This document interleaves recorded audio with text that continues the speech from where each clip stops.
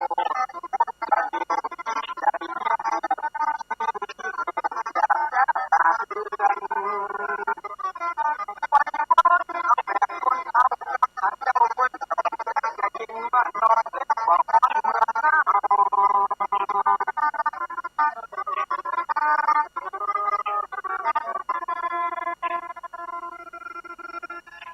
ความงอกงามในธรรมขององค์พระสัมมาสัมพุทธเจ้าจงมีแด่บรรดาท่านสาธุชนพุทธบริษัททุกท่านที่ฟังรายการทานธรรมทางสงบของสถานีวิทยุกระจายเสียงวัดฝ่ายหินนำโดยท่านพระครูสมุสุวัฒน์สุวัฒโจเจ้าอาวาสวัดฝ่ายหินเป็นประธานในการนำพระสงฆ์มาออกรายการแต่ละวันซึ่งวันนี้ก็เป็นวันขึ้น3 ค่ำได้เป็นวันขึ้น10 ค่ำเดือน7เหนือก็เป็นวันง่ายๆว่าถ้าเป็นทั่วไปก็คือวันสิ้นเดือนละ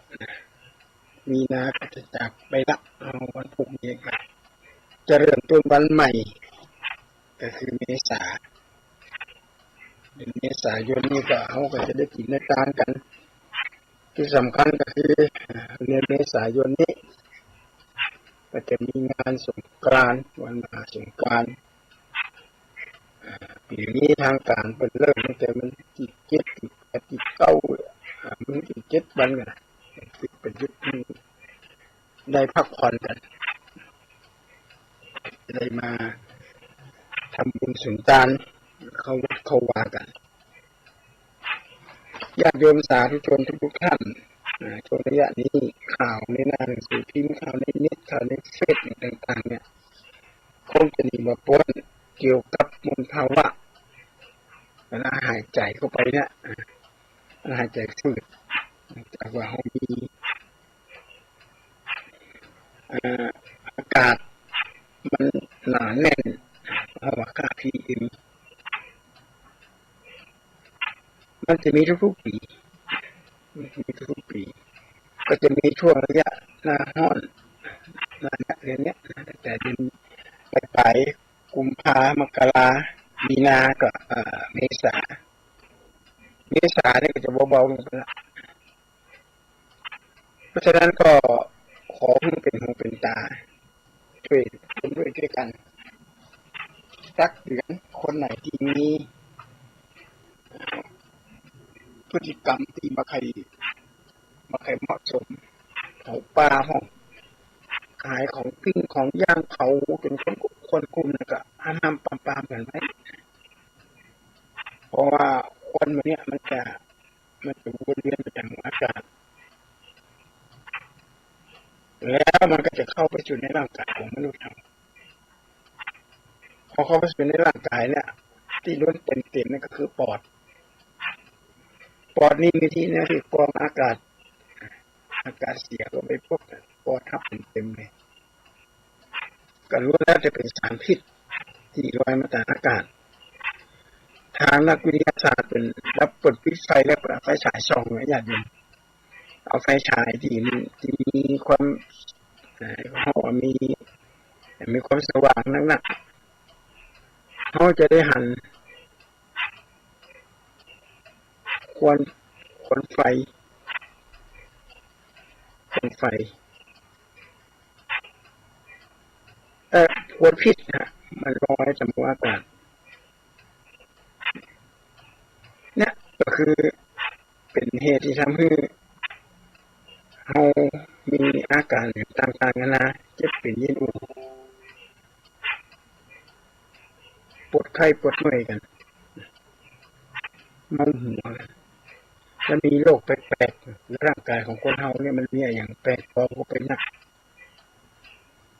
ก็ทำให้สุขภาพเปลี่ยนไปแม้กระทั่งอาตมาภาพบันทึกรายการเนี่ยกับบันทึกที่หน้าห้องหน้ากุฏิ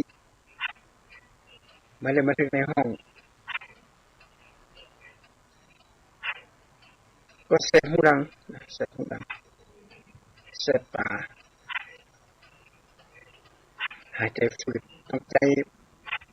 ต้องใช้หน้ากากแต่ก่อนเนี่ยเอาสวมหน้ากากเพื่อป้องกันโรคโควิดประเดี๋ยวนี้โรคโควิดก็เบาบางพร้อมแต่ก็อย่าได้ประมาทนะญาติโยมนะไปไหนมาไหนก็พกแอลกอฮอล์ไปด้วยพกเจลไปด้วยเพราะเจลแอลกอฮอล์เนี่ยมันก็จะช่วยเขาได้หนักในการฆ่าเชื้อโรคสมมุติว่าเขาไปห้างสรรพสินค้าไปซื้อของตามห้างร้านต่างๆถ้าไปเจอสะพานเลื่อนแล้วมีราวที่เกาะลงมาถ้ามันจำเป็นจะไปเอามือก็ไปกันถ้ากันแล้วก็ต้องพ่นด้วยแอลกอฮอล์จิวที่เป็นตั้งไว้น่ะเพราะอย่างคนหลายคนเอามือไปคนจับคนนี้จับเกิดไข้มีเชื้อโควิดแล้วเชื้อโรคอื่นๆกันเนี่ยถ้าเขาบอกเอาจิวบอกเอาแอลกอฮอล์ฉีดฆ่ามันเนี่ยมันก็จะติดตามตัวแล้วเชื้อโรคเหล่านี้เวลามันกระจายเนี่ยมันกระจายไปเป็นมันกระจายไปกัน1 2 3 4 5แต่มันกระจายไปกัน1 4 4 8 8 16กระจายไปแล้วเราเจอกล้องจุลทรรศน์ธรรมดา2 กล้องกับอาหารนะญาติโยมกล้องเชื้อไมครอนต้องเจอกล้องจุลทรรศน์ที่เป็นไมครอนมันน้อยขนาดนี้แล้วไปส่องดูแล้วเนี่ยหัวของเชื้อโควิดเนี่ยมันคล้ายๆอย่างมงกุฎตัวของมันเนี่ยมงกุฎเป็นเท่าว่าโควิดมงกุฎแต่ก่อนนี้ทางการแพทย์เป็นบอกว่าได้หักเชื้อจากข้างข่าวประเทศอู่ฮั่นเมืองอู่ฮั่นประเทศจีนแต่พอเปลี่ยนได้ประมาณนั้นแอฟริกากับติดตะวันออกกลางกับติดไม่ไปเว้ยได้เว้ยป่ะมันเป็นที่น่าสังเกตอยู่เพราะว่าชนชาติชนเผ่าอันนี้มันไม่มีไม่อย่างที่เมืองจีนเลยก็อยู่ในป่าอยู่ในเขาเอาหรือเปรียบเทียบว่ามันจะข้างข่าวจะมาว่ามันก็50-50นะข้างข่าวว่าเขาไม่เป็นล้านตัวทำข้างข่าว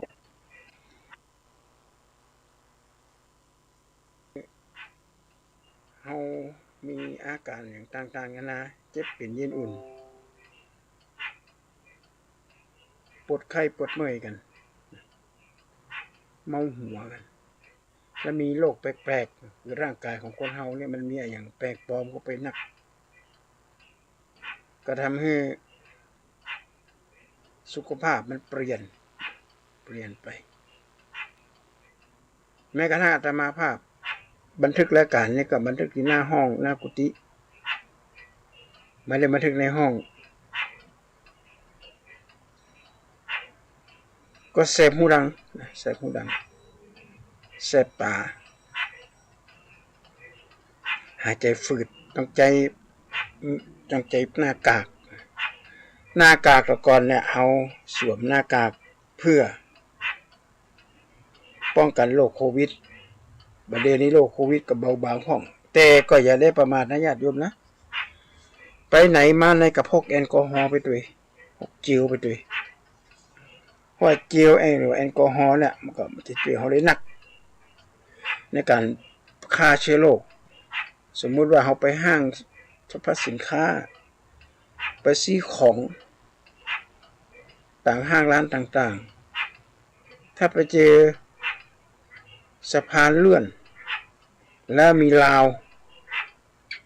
ที่เกาะลงมาเนี่ยถ้ามันจำเป็นจะไปเอามือเข้าไปกันถ้ากันแล้วก็ต้องพ่นด้วยแอลกอฮอล์จิวที่เป็นตั้งไว้เนี่ยเพราะอย่างคนหลายคนเอามือไปคนนั้นจับคนนี้จับเกิดไข้มีเชื้อโควิดก็เชื้อโรคอื่นๆกันเนี่ยถ้าเขาบอกเอาเจลบอกเอาแอลกอฮอล์ฉีดฆ่ามันเนี่ยมันก็จะติดตามเนื้อตามตัวเขาแล้วเชื้อโรคเหล่านี้เวลามันกระจายเนี่ยมันกระจายไปเป็นมันกระจายไปกัน1 2 3 4 5แต่มันกระจายไปกัน1 4 4 8 8 16กระจายไป แล้วเฮาเจอกล้องจุลทรรศน์ธรรมดา2พอกับอาหารนะญาติโยมกล้องเชื้อไมครอนต้องเจอกล้องจุลทรรศน์ที่เป็นไมครอนที่มันน้อยขนาดเลยแล้วเพิ่นส่องดูแล้วในหัวของเชื้อโควิดเนี่ยมันคล้ายๆอย่างกับมงกุฎตัวของมันเนี่ยมงกุฎเป็นกระทั่งว่าโควิดมงกุฎแต่ก่อนนี้ทางการแพทย์เป็นบอกว่าได้รับเชื้อจากข้างคาวประเทศอู่ฮั่นเมืองอู่ฮั่นประเทศจีนแต่พอเป็นได้ประเมินมานานแอฟริกากระติดตะวันออกกลางกระติดไม่อยากไปเว้ยได้เว้ยว่ะมันก็เป็นที่น่าสังเกตอยู่เพราะว่าชนชาติชนเผ่าเหล่านี้มันได้มีไม่เอาจากเมืองจีนเลยเพิ่นอยู่ในป่าอยู่ในเขาถ้าเฮาเปรียบเทียบว่ามันมาจากข้างคาวอาตมาว่ามันก็50นะข้างคาวบ้านเฮามีเป็นล้านตัวทำข้างคาวหมู่นักท่องเที่ยวไปจะมาพอกันไม่คืนแต่จังหวัดนครสวรรค์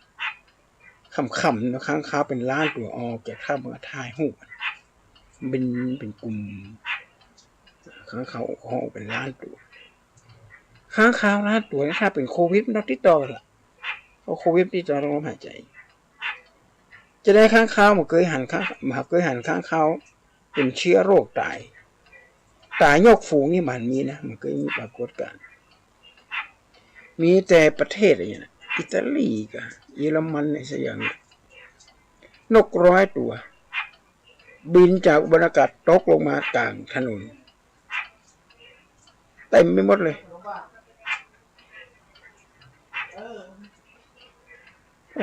เป็นอะไรอย่างเกิดอะไรอย่างขึ้นก็เปิ้นก็เอาไปตรวจดูร่างกายของโรคก็บ่มีเชื้อโรคแต่มีสารปลอดสารพิษค่อนข้างจะหนาแน่นน้อยหนึ่งแต่ก็วันนี้ขั้นตายนะมันขั้นตายแต่นกพวกนี้ก็ตายอันนี้ก็ขอให้พี่น้องเจ้าบ้านช่วยกันดูแลสุขภาพให้ดี1รู้ทันโรค2ป้องกันโรค3รักษาโรคแล้วก็4ฟื้นฟูสมรรถภาพนี่แหละเป็นเหตุผลที่ทำให้องค์การอนามัยโลกเนี่ยเป็นออกมาปกป้องสุขภาพของมนุษย์เราเนี่ยบ่ให้ถูกเชื้อโรคอย่างแล้วมาเข้ามาในร่างกายในทางพุทธศาสนาเนี่ยนะคือเพิ่นถือว่ามันเป็นกฎทางวิทยาศาสตร์เลยถ้าจะแปลเป็นภาษาวรรณกรรมวันนี้ให้หนีจากไฟไกลจากผีห่างจากไฟไกลจากผีหนีจากน้ำถ้าเราทำสิ่ง3สิ่งนี้ได้เนี่ยเราก็จะอยู่ในโลกนี้อย่างมีความสุขห่างจากไฟนี่ก็คือไฟ3 กองไฟ3 กองมันติดกับมนุษย์เราแล้วสัตว์นี่มันน่าจะมีสิ่งสาราสัตว์1ความโลภะความโลภ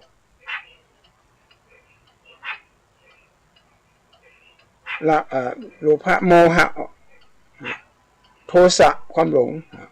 เอาโทสะความโกรธโลภะโทสะแล้วก็โมหะความหลง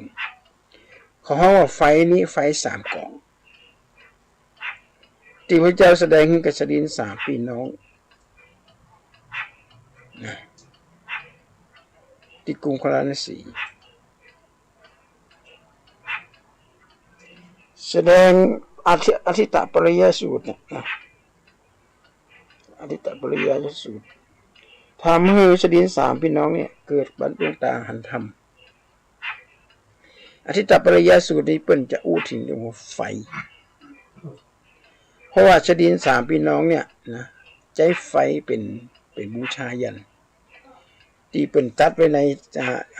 กันจะดีนะสุกกถาว่าอาคีหุตังมุขายัญญาสาวีติฉันทโสมุขัง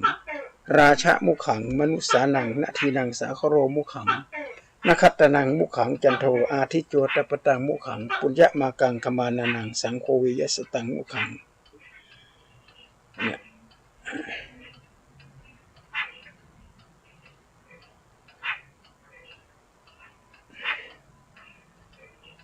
คือความอันเนี้ยแปลว่าอันอย่างที่เป็นใหญ่เป็นถามว่าอันอย่างที่มันเป็นใหญ่เป็นโต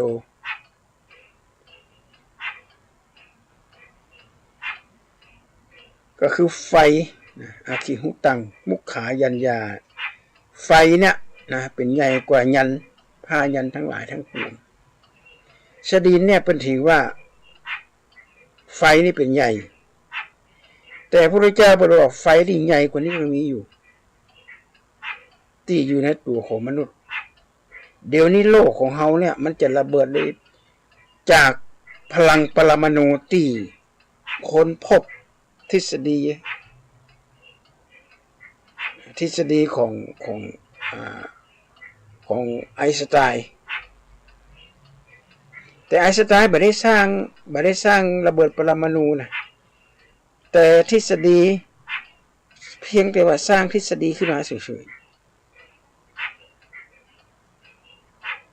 อย่าไปเข้าใจว่าไอน์สไตน์เป็นคนสร้าง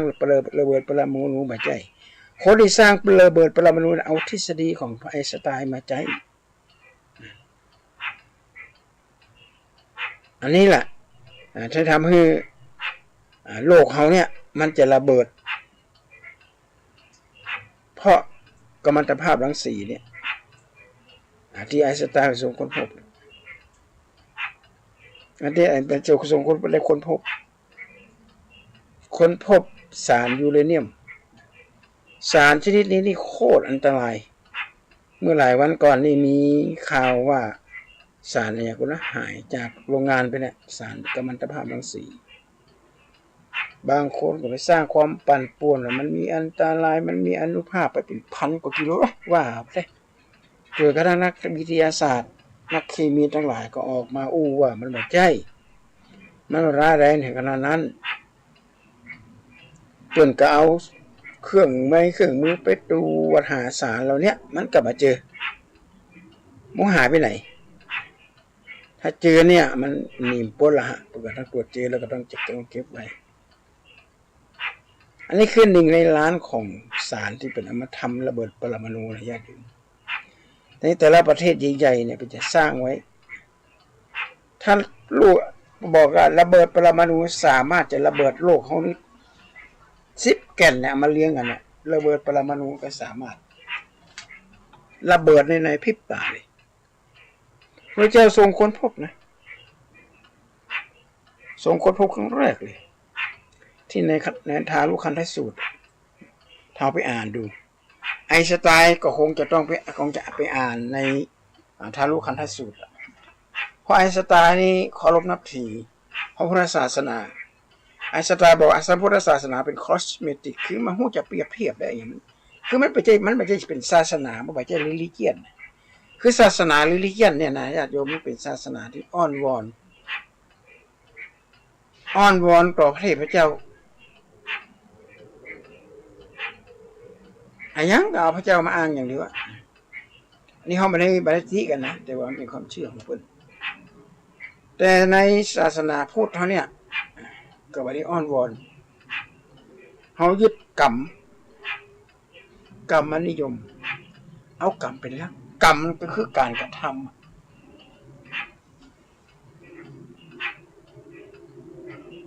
ที่พระเจ้าบอกว่าตัดปลูกพืชเช่นไรก็ได้รับผลเช่นนั้นปลูกมะม่วงก็ได้กินมะม่วงปลูกมะนาวก็ได้กินมะนาวไม่ได้ไก่พันไปที่ไหน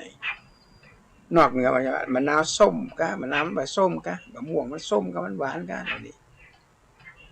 ล้วนแล้วแต่เป็นหลักของทางวิทยาศาสตร์นะของทางวิทยาศาสตร์ที่เรา หูกันนะพระเจ้าบรรทรงตรัสไว้ตั้ง2,500 กว่าปีมา2,600 กว่าปีมาทฤษฎีสมรรถภาพของไอน์สไตน์ที่ได้ค้นพบเนี่ยพระเจ้าบอกเหนือกว่าปรมาณูพระเจ้าก็ทรงค้นพบก็รู้เรื่องราวเหล่านี้เพราะพระองค์ได้สำเร็จ18 ปริญญามาเนี่ยนะสามารถจะรับรู้สิ่งเหล่านี้แต่ว่า18 ปริญญาเนี่ยมันสามารถจะตอบโจทย์ตอบปัญหาที่มันเกิดขึ้นกับสังคมได้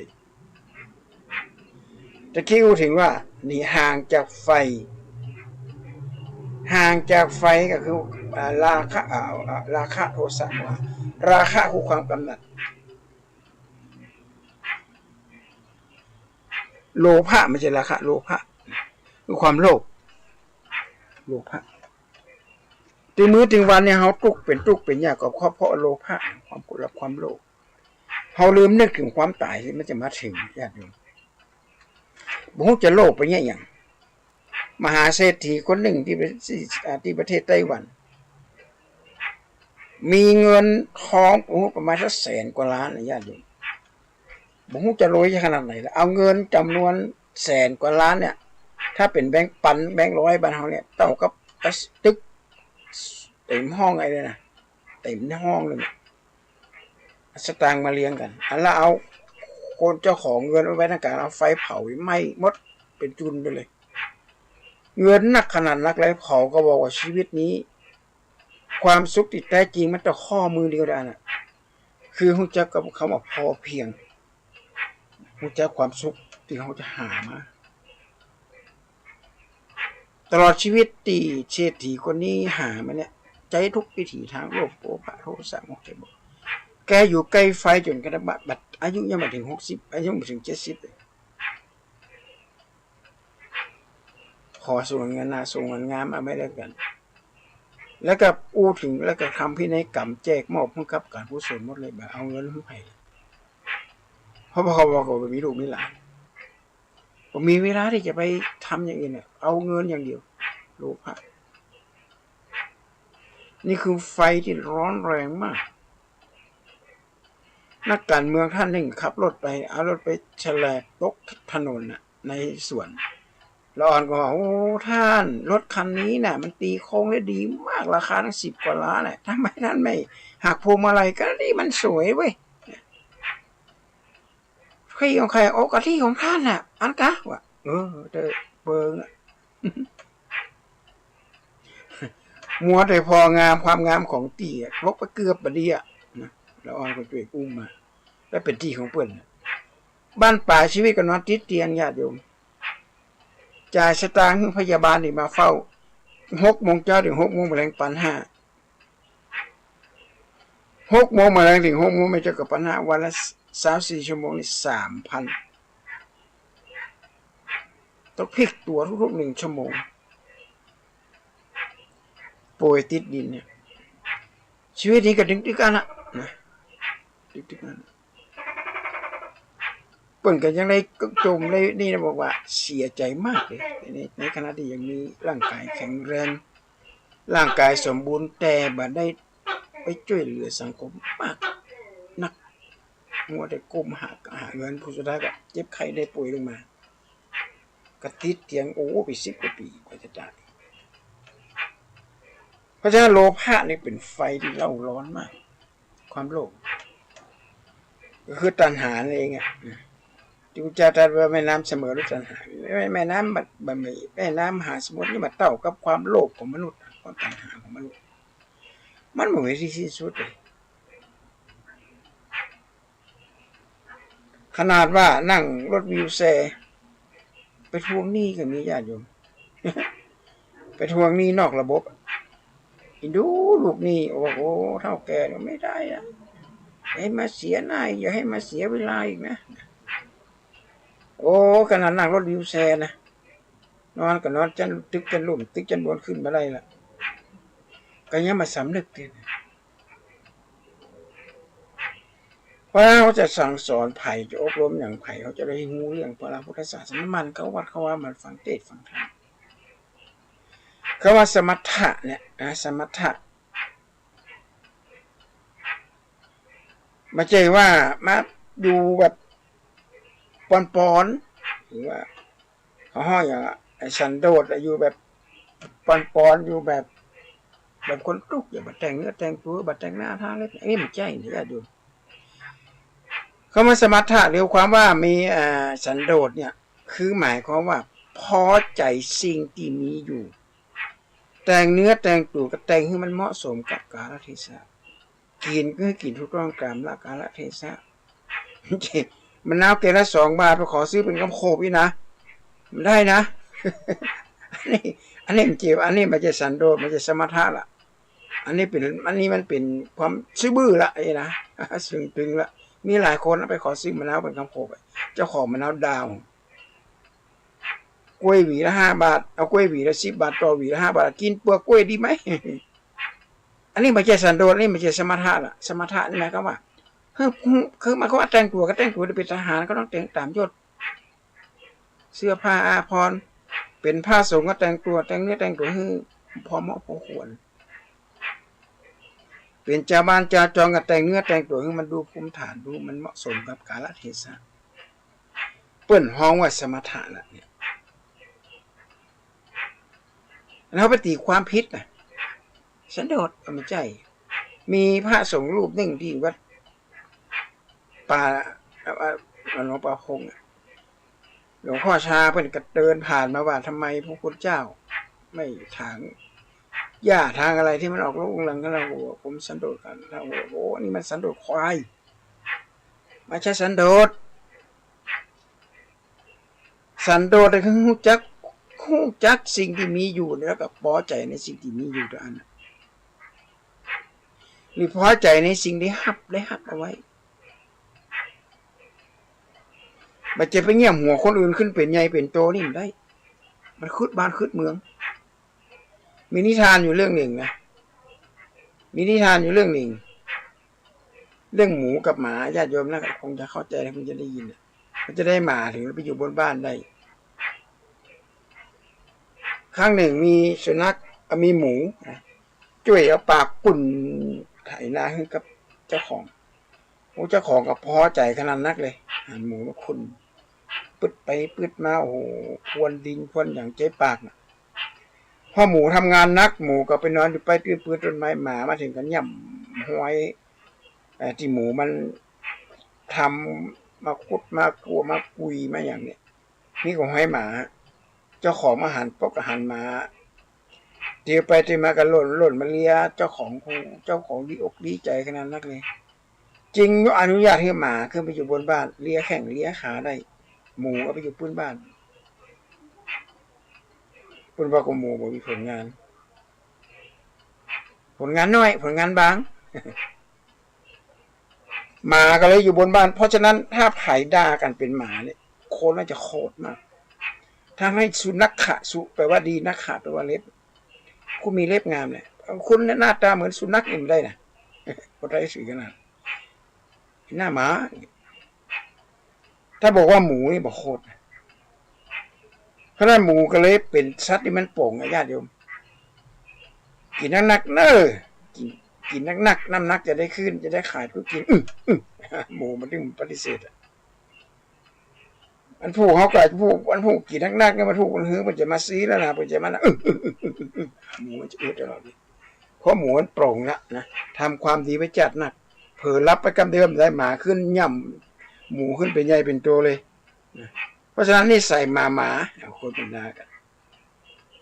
นจะได้หมูถึงมันได้มีสิทธิเสรีภาพ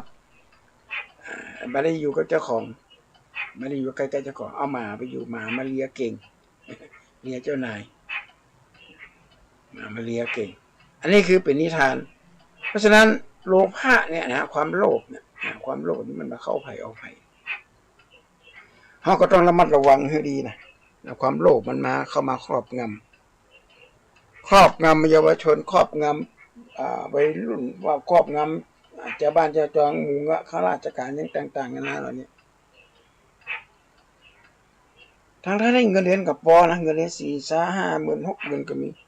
พอสิ้นเดือนมาบ่เหลือเลยนะ เอาไปจ่ายอย่างไปร่ำไปเรือ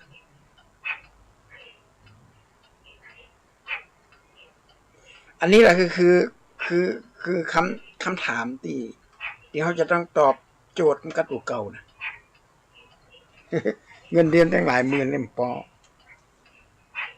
หรือเป็นศิลปินก็เป็นจิตรกรก็เป็นนักแต่งเพลงก็อย่างเนี้ยนะฮะตอนหนุ่มตอนแน่นเนี่ยนะก็ต้องมันเก็บหอมรอมริบเอาไว้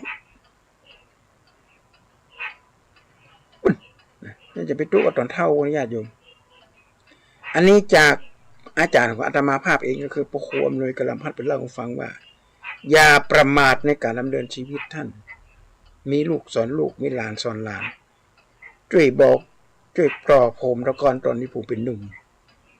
ไปที่ไหนคนหูจักมัดคนแห่มาดูกันมาดูอันเวโชตอนนี้ผมก็พอมีเงินเก็บเดี๋ยวดีนะท่านถ้าผมไม่มีเงินเก็บเนี่ยผมตายนะบอก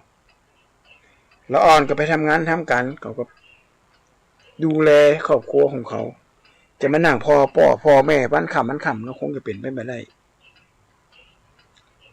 จะมี2 เท่าในจังหวัดนี้แกบอกฉะนั้นถ้าผมประมาทบักเก็บบักเคลียไว้ตั้งแต่หนุ่มแต่แน่นี่โอ้ตายก็มีศิลปินหลายท่านบ้านป่าชีวิตอย่างในทีวีที่เป็นอารมณ์อ่ะบ้านป่าชีวิตก็ค่อนข้างจะอาภัพหน่อยหนึ่งอาภัพทางนั้นการดำเนินชีวิต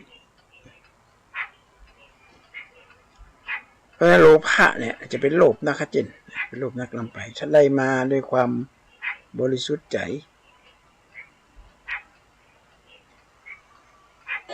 ก็ปมปควรที่พระบาทสมเด็จพระเจ้าอยู่หัวว่าทรงตรัสไว้ว่าเศรษฐกิจพอเพียงเนี่ยก็แต่นะญาติโยมเศรษฐกิจพอเพียงเนี่ยนะเราอย่าไปพอได้หันอะไรอย่างขึ้นมาโป้ก็เกิดความโลภเอาความโลภตัวเนี้ยมันจะทำลายเขานะมันจะเป็นนิวรธรรมเนี่ยเป็นสิ่งขวางกั้นความเจริญของชีวิตพอไปหันเป็นกินด้วยเปิ้นพญาพรหมโอหารบอกว่ากินให้กินเหมือนเปิ้นกินจะไปกินเหมือนเปิ้นนอนคือนอนเหมือนเปิ้นนอนก็จะไปนอนเหมือนเปิ้นคือเหมือนเปิ้นนี่ก็เหมือนกับคนที่เปิ้นมีฐานะพอเพียงกับเฮาจะไปนอนเหมือนเปิ้นนะครับจะไปเหนือก็ตัวเก่าตัวยศตัวบ่สูงใครอุ้มลูกจ้างบอกเป็นของมาล่างดีทำตัวนี้มันมียศถาบรรดาศักดิ์มันมีเงินมันมีทองแต่งตัวไปอวดเปิ้นอันนี้ก็อันตรายอันนี้เป็นโลภะนี่ไฟกองที่1ไฟกองที่2ก็คือโทสะความโกรธนี่มันมาเข้าไผ่เอาไผ่เราอ่อนน้อยเวลาโกรธกันแค่วัน2 วันก็หายแล้วแต่คนมีอีโก้หรือมีอัตตาเนี่ยโคตรเป็นปีเป็นแรงข้ามปีข้ามภพข้ามชาติมูไปโคตรอะไรเนี่ยบ้านปลายชีวิตเดินเขากำลังเดินไปสู่ในเป้าหมายที่เดียวกันก็คือกองฟอนคือความตายทุกคน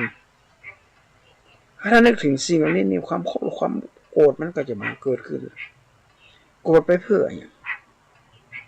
โทสะความโกรธนั่นแหละปัจจุบันเนี้ยนะความโกรธมันเกิดขึ้นมาอย่างกับต่างประเทศที่เป็นยิงกันนะความโกรธแค้นและมันก็จะบาหายเลย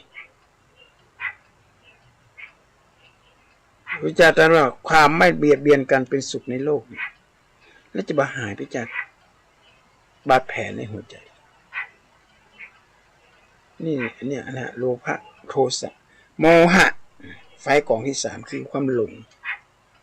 โอ้โหความหลงเนี่ยนี่น่ากลัวมากเลยบางทีโฆษณาเนี่ยทำให้เขาหลงนะอาตมาภาพกับคนหนึ่งละเขาไปหันในทีวีเครื่องนั้นเครื่องนี้เนี่ยก็มันเปลี่ยนไปตามที่เขาหันในภาพสั่งซื้อมาแต่แม่มต่อมเหนียว โหดเขาหันในทีวีนี่อันใหญ่ได้ไงว่าหันในเฟซหันในโซเชียลอันเล็กบะเลยมีผลไม้ชนิดหนึ่งเปิดว่ามันเป็นผลไม้มาจากป่าไม้อเมซอนนี่ว่าอันไปอันเหงาอันแก่นละอันละ300-400-500อันละประมาณ300 กว่าบาทต้นมันใหญ่เจ้าโอ้โห4 คน5 คนโอบนะแล้วมันหวานเหมือนขนมปังอาตมาก็ยังไม่ได้แกะเลยนะซื้อมาละ300 กว่าบาทมันใหญ่ก็ว่าจะเอาเมล็ดมาเพาะนะมาปลูกต้นมันใหญ่ขนาดเลยแต่อาหารในหุบนี่ใหญ่ขนาดญาติโยมเพราะว่านี่เขาไม่หลงเลยแต่เนี่ยประเดี๋ยวนี้นะเพิ่นจะสร้างให้หลงนักดนนักแสดงนักอย่างมาโฆษณาโฆษณายาย้อมผมยาสระผมยาสบู่อย่างเงี้ยนักเป็นนางงามจักรวาลโฆษณาสบู่คนละ5 บาทถามว่านางงามคนนี้มันใจก็ไม่ใจใกล้สบู่ใจสบู่ก้อนนี่เป็นปันฮะคาวาซาโกดรคูของดรคูเนี่ยของเป็นสบู่ที่แปลกประหลาดใจ7 วันละนะเสี่ยมเราเอาขวางมันเหมือนกับมีเชื้อเป็นจุลินทรีย์มันมีสารพิษก้อนละปันไปว่าระดับนางงามเป็นใจแล้วก็มาโฆษณาคนหลงสบู่คนละ5 บาทไม่ดีไหนเอาก็ต้องขึ้นดีละถ้าหาคนที่ฟันงามๆเนี่ยมาโฆษณาขายยาสีฟันต้องเอาคนผมงามๆมาโฆษณาขายยาสระผมถามว่าผมยาวของเปิ้นเนี่ยเปิ้นใจยี่ห้อนี้ก็เปิ้นไม่ใจคนละ5 บาท10 บาทเปิ้นไปใจอย่างแต่ไปสร้างเขาเล่นหลงกลถ้าหลงทางเขายังปิกบ้านได้ยังมี Google ช่วยบอกหนทางแต่ถ้าหลงจิตหลงใจเนี่ยนะฮะหลงไปกับอบายมุขต่างๆเนี่ยโอ้โหมดไหนมดนามดบ้านมดเนี่ยมดตัวละอันนี้ความหลงหนีห่างไฟไกลจากผีก็คืออบายมุข6เนี่ยผีที่1ชอบสุราเป็นอาจินไม่ชอบกินข้าวปลาเป็นอาหารผีที่2ชอบเที่ยวยามวิกาลในลักษณะรูปบานเรื่องนี้เป็นสิ่งที่3ชอบเล่นม้ากีฬาบัตรสารพัดทัวร์โปเฮโรซินผีที่4ชอบเที่ยวทหารกินผีมีทหารสิ้นผีอปีอะไรคืออย่างที่เขาเคยท่องกันแต่ก่อนในสมัยแต่ก่อนคือผีในที่นี้ก็คือมันก็เป็นสิ่งคือเป็นอบายมุขเพราะการเที่ยวในยามค่ำคืนเนี่ยนะมันจะมีอันตรายหลายอย่างประการแรกนี่ชัดเจนเลยว่านำเอาเชื้อโรคมาจากสถานที่ท่องเที่ยวคือบ่ได้เอามาฮื้อไผ่นะเอามาฮื้อคนในบ้านก็นั่งพับเพียบนั่งรอผัวนั่งรอลูกหลานมาเข้ามาถึงบ้านพวกกับมานั่งนั่งจากันหารู้ไหมว่าเชื้อโรคมันติดมาแล้วโรคที่ติดมาทางลมหายใจถ้าเป็นอยู่นี้ก็โรคโควิดถ้าเป็นหลายปีก่อนน่ะก็ไปกินไปเสพอย่างมันเนี่ยก็เป็นโรคเอดส์ตะกอนนี่ตายเป็นเบื่อเลยโรคเอดส์เนี่ยถึงคนเฒ่าถึงคนหนุ่มตายกันนักนะตะกอนเมื่อหลาย10 ปีแล้วก่อนนะแต่นี้ก็เบาๆก็ยังมีอยู่เชื้อเนี่ยคือเป็นเนี่ยยังมีภูมิต้านทานอยู่เชื้อเอดส์อันดับแรกเลยฮะนำเชื้อโรคเข้าไปอันดับที่2นี่เป็นติฉินนินทาของชาวบ้านถ้าอันนั้นเป็นหายอันนี้เป็นหายนี่เป็นหน้าโปรดก็แสดงก็ไปนี่ล่ะไปปิดปั๊บเดินคือขึ้นหายว่าวุ่นจะมีไผเป็นติฉินนินทาของชาวบ้านใจจอมเปิ้นดูหมิ่นดูแคลนเพราะเอาไปแอวไม่ค่ำไม่คืนไม่อยู่บ้านอยู่จอมอันนี้ก็น่าเป็นห่วงต่อมาก็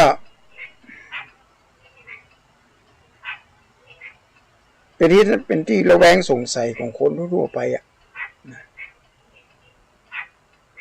ถ้าเจ็บเป็นเย็นอุ่นเขาก็สงสัยละเอาเพียงดูดแล้วก็อันตรายเกิดขึ้นมาละเพราะฉะนั้นก็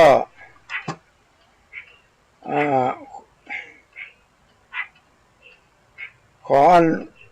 คือ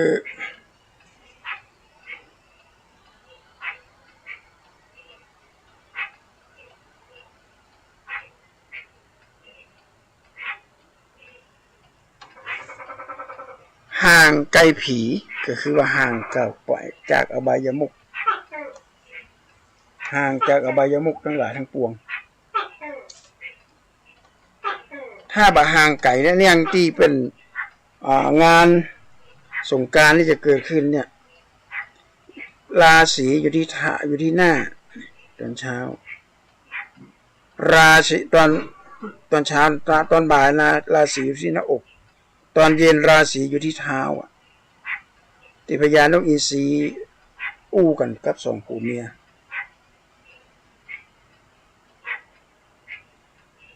ราศีอยู่ที่หน้าก็คือตื่นเจ้าขึ้นมาก็ต้องหูจักหน้าที่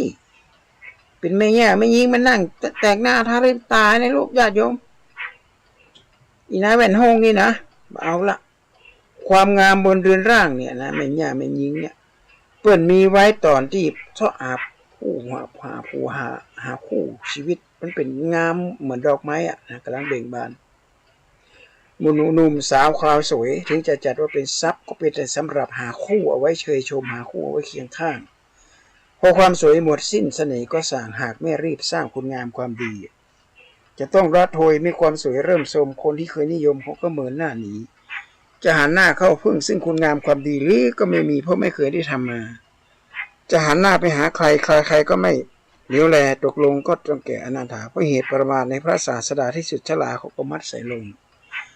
เมื่อดับจิตอันนี้จังพุทธังธรรมังหรือพระสงฆ์ก็นึกไม่ได้เพราะใจมาเลื่อนลงเพราะสิ้นลมลงก็เหมือนว่าที่ขาดลอยมัดบเรือบลอละเพราะนั้นต้องมุกจักหน้าที่ธรรมะก็ไปว่าหน้าที่นะเดี๋ยวจะเอามาอู้ว่าหน้าที่ของสามีหน้าที่ของภรรยาเมียอย่างพ่อเป็นหน้าที่ของเมียมันยิ่งนั้นตอนเช้าขึ้นมาครับทำก็พ่อก็ป่าเนี่ย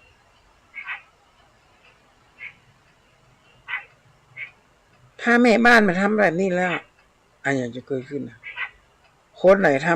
ำเก็บบ้านถูบ้านทำความสะอาดเตรียมอาหารเตรียมเอกสารเตรียมอย่างพอมดนั้นคนมีสง่าราศีไปไหนมาโดนด่าไปที่ทำงานเจ้านายก็มาด่าเพราะเขามีเอกสารครบแล้วลูกน้องว่าติดต่อเรื่องงานเรื่องการก็ได้เรียบร้อยแล้วมีเอกสารครบแล้วบ่าวเฮือได้ขึ้นแม่ข้างราศีหน้าอกตอนบ่ายก็คือคนเฮานะอายุ50-60 ปีกับประมาณสักบ่าย2บ่าย3นะบ่าย4โมงละบ่ายโมงปลายบ่าย4โมง5 6 70กับ4โมงละ80กับ5โมงละ90กับเปิ้นเริ่มค่ำแล้วเนี่ยมืดตึ๊บปีละเปิ้นเปรียบเทียบว่าตอนบ่ายตอนแก่ขึ้นมาเนี่ยราศีที่หน้าอกเราทุกจากอกเราอกเขาจะตอนบ่ายเอาน้ำหอมไปรูปหน้าอก ให้สดชื่นเพราะอากาศมันร้อนก็แม่นอันนั้นก็ถูกอยู่แต่มาฮ้อนด้านนอกนะฮ้อนด้านนอกเนี่ยอย่างมาทามันก็หายได้พอแต่ฮ้อนด้านในมันทามาหายนี่ญาติโยม เป็นนี่เป็นชิ้นบังโดนติดชิดนิดอย่างลูกน้องมาเบ้าจะปะสะปืนเพราะบ่ฮู้จักหน้าที่ของตัวเก่าหลงอำนาจตัวเก่าตายไปหลายคนละลูกน้องยิงของเปิดโรงงานฆ่าของเนี่ยคนมีสง่าราศีต้องรู้เรื่องนี้ตกตอนเย็นราศีอยู่ที่เท้าแหละที่อาตมาเคยอู้หลายครั้งว่าเท้าเนี่ยออกจากบ้านมันต้องเตียวไปไหนค่ำมืดดึกเดือนกึ่งก็อยู่กับลูกกับเมียเสวนาธรรมกันสนทนาธรรมะธรรมโมกันมันจะไปมันค่ำไม่ขึ้นได้อย่างขึ้นมาทำให้ก่อหนี้ก่อสินขึ้นมาทำให้เสียทรัพย์ นี่ไม่ค่ำไม่คืนเมียจะกินอะไรอย่างจะซื้อกะปิน้ำปลาแต่ละขวดแต่ละอย่างเนี่ยต้องจับวางพุดหยักจะมันเสียงแป้งบ่าจมอ่ะแล้วไปในผับในบาร์ล่ะมันได้เสียงตังกันในผับในบาร์เนี่ยนะเสียงจะต่างนักกว่านี้ก่อนในผับในบาร์เนี่ยไหนจะต้องเอาพวงมาลัยไปคล้องคออีกนะเอาพวงมาลัยไปคล้องคอนักร้องบ้างสีนั้นไปเลี้ยงเพื่อนเลี้ยงฝูงหมดละนะกลับมาบ้านถามว่านี่ศีลเหมือนเดิมไหมมันมาดูเหมือนเดิมแล้วมันจะต้องเสียงนั่นแหละเพราะตอนที่ไปคล้องพอไปในผับในบาร์เนี่ยมันเมาแล้วลูกเมาแล้วมันก็มึนแล้วก็ตั้งสติไม่ได้พอตั้งสติไม่ได้ก็เรียบร้อยเลยญาติโยมกายตกเป็นขี้ธาตุของกิเลสตัณหาละเขานี่ไปเจอนักร้องดีๆงามๆเขาก็ยังเฮาหลงอ่ะแปลงแต่งเนื้อแต่งตัวใส่หน้าทาเล็บเอาอกเอาใจเหล่านี้ล่ะนะบ่มีราศีนะแต่คนไหนไปแอบมันออกบ้านไม่ค่ำไม่คืนแต่ถ้าเราอยู่ในบ้านกับลูกกับเมียปรึกษาหารือกันดูรายจ่ายรายรับมันเป็นตัวใดเดือนนี้เสี่ยงไปตัวใดค่าน้ำค่าไฟเขาจะจ่ายอย่างใดเงินรายได้เขามีตัวใดอย่างเงี้ยอาตมาภาพเลยหูจักกับศิลปินท่านหนึ่งวาดหูตอนแรกก็ไปวาดหูแห่งหนึ่งก็เปิดมาให้วาดมันเป็นบางบทบางภูมิทัศน์กันเลยมาวาดหน้ากุฏิเพราะมันเป็นป่าสวนป่าดูแดงหน้ากุฏิโอ้ตอนนั้นเนี่ยวัดบ่มีทางร้านมีอย่างมีคนมาซื้อหูไปแก้วาดสตางค์ก็เมียบอกว่าวันหนึ่ง3,000 4,000แต่ถ้าได้3,000เหลือเข้าบ้าน500บางวันไม่เหลือเลยปลาเกลื่อนไปกินนอกบ้านว่าแล้วไปยังโคตรปลาเปื่อนมากินเนี่ยมันเสี่ยงนักกว่านั้นเงินทองเนี่ยเอาไปเข้ากับเรากับเปียบางทีกับไปแอไม่ย่ามายิงหมดลึงอาตมาอธิบายให้ฟังว่าเอางี้นะประชุมกับลูกเมียสิวันไหนที่ได้เท่าไหร่แล้วก็ได้ปั๊บเอาไปฝากธนาคารแล้วเอาใส่ตู้ATM ที่หน้าวัดก็มีแต่นั้นธนาคารกรุงไทยตั้งอยู่หน้าวัดเอาฝากไว้ตลอดเลยแล้วก็เก็บไว้ว่าเดือนหนึ่งเราจะจ่ายยังไงไหนจะซื้อผูกกันไหนจะซื้อสีซื้อผ้าซื้ออะไรก็ลงในบินหัวเราะเยอะแยะแต่มาเยอะเยอะหัวหมอไว้แต่มาผลสุดท้ายเป็นยังไงฮะเป็นอัมพฤกษ์เรากินเหล้านักลำไปกินเหล้ามันก็บ่มีกับมันก็บะลำไปซื้อกับเป็นสของปิ้งของย่างเป็นเครื่องในเป็นสปะแล้วมันก็ไปเผาตับเผาไตมันความดันมันสูงซ้ายก็เป็นอัมพฤกษ์วาดหูอะไรหายซับนี่คือบั้นปลายชีวิตของคนที่ไปเอี่ยมไม่ค่ำไม่คืนจุดจบมันอยู่ตรงนี้คือจุดจบของคนที่เอี่ยมไม่ค่ำไม่คืนนะนี่อบายมุกกันหีนี่ห่างไฟไกลผีหนีน้ำอย่างน้ำมาตื่นร้องแล้วก็น้ำเมลัยพวกเนี้ยจริงๆนะเหล้าเบียร์นี่นะถ้าญาติโยมพระพุทธเจ้าบอกว่าสุราปาจิตติยังเนี่ยคือนักวิเคราะห์เป็นบอกว่าสมัยโบราณนะสมัยตะก่อนเหล้านี่เป็นยากลางบ้านนะก็บ่ได้เป็นของกินที่จะได้มาดื่มกันสนเสให้ฮะยาฟินนี่ก็เป็นยากลางบ้านนะเป็นยาเราอ่อนเจ็บท้องขึ้นมาปุ๊บก็ฝน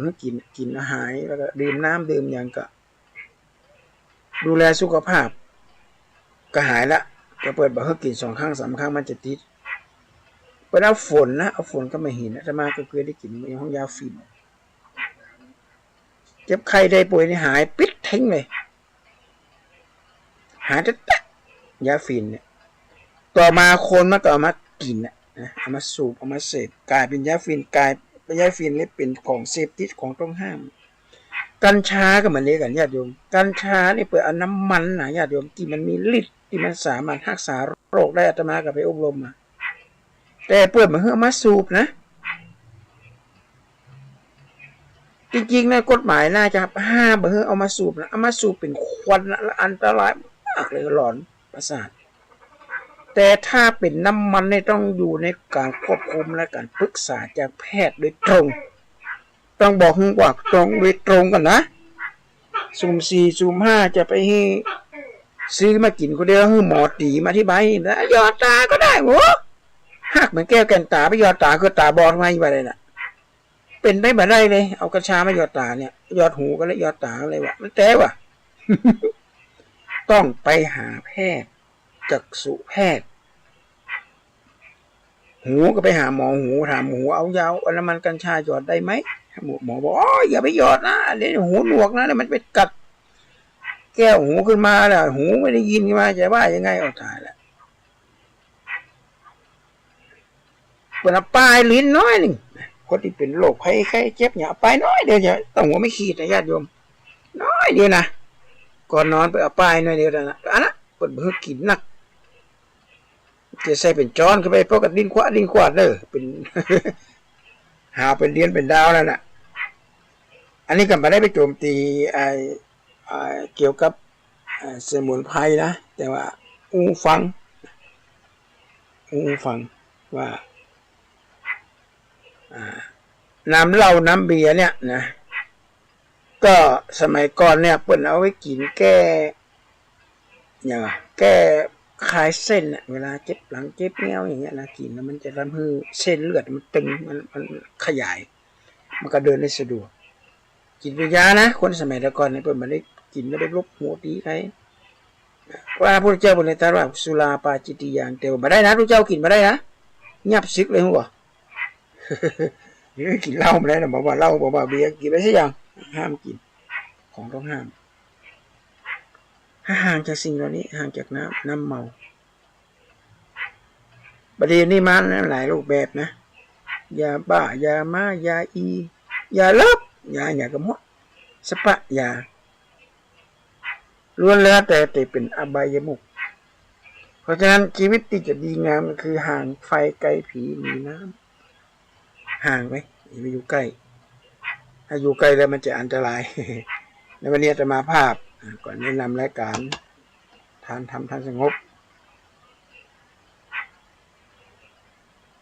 มาสู่ญาติโยมก็ประชาสัมพันธ์ไปกับญาติโยมในวันที่2เดือนเมษายนเนี่ยนะวันที่เนี่ยนะทางวัดพระสิงห์ก็จะมีบวชเป็นเผาฤดูร้อนถวายเป็นพระราชกุศลสมเด็จพระนิธิราชเจ้าที่2ไผ่มีเวลาก็มาห่วมเลยตั้งแต่8 โมงครึ่งต้นไปมีการห้องขวัญหนักก็มีการห่มหับหินหับปอนจากหนักจากพระสงฆ์องค์ข้าเจ้านะอันนั้นเอาเป็นการบวชแล้วก็เป็นการสืบทอดอายุในพุทธศาสนาในวันนี้จะมาภาพพระครูปลัดอุทัยรัตนปัญโยดร.ขอจากญาติโยมจะโยมกันเลยวันศุกร์หน้าจะเป็นวันที่7ของพระป่ากันในวันนี้ก็คงจะได้รายการทางจากญาติจากโยมด้วยกันขอความเจริญงดงามที่มีในท่านสาธุชนที่ท่านเจริญพร